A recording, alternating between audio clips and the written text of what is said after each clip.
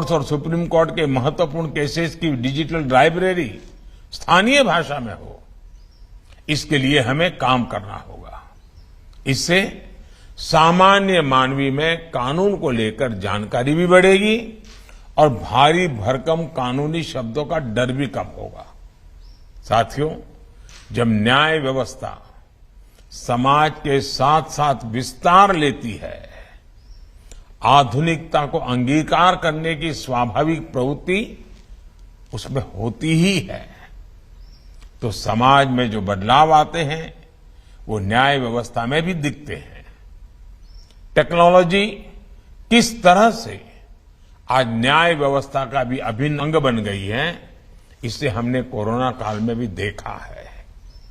आज देश में ई कोर्ट्स मिशन तेजी से आगे बढ़ रहा है।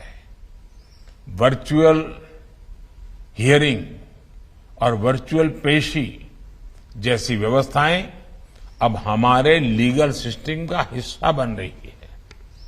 इसके अलावा केस की ई फाइलिंग को भी बढ़ावा दिया जा रहा है।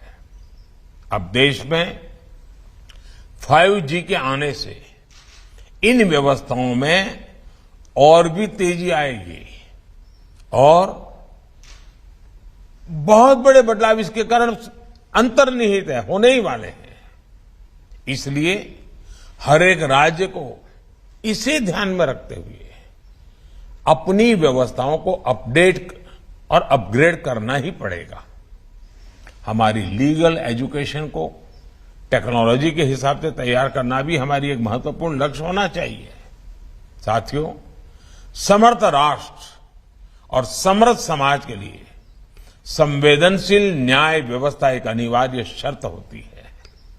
इसलिए मैंने हाईकोर्ट के मुख्य न्यायाधीशों की संयुक्त बैठक में अंडर ट्रायल्स का विषय उठाया था।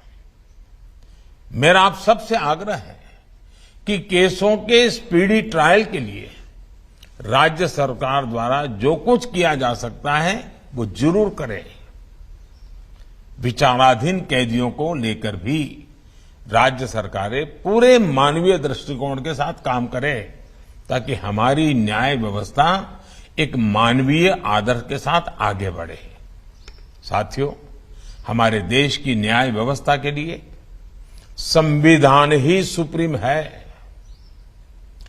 इसी संविधान की कोख से न्यायपालिका, विधायिका और कार्यपालिका तीनों का ही जन्म हुआ है। सरकार हो, संसद हो, हमारी अदालतें हो, ये तीनों एक तरह से एक ही मां, संविधान रूपी माता की संतान है।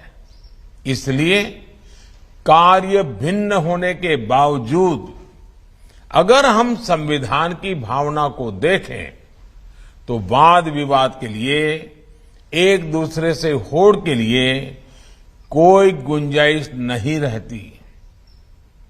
एक मां की संतान की तरह ही तीनों को मां भारती की सेवा करनी है।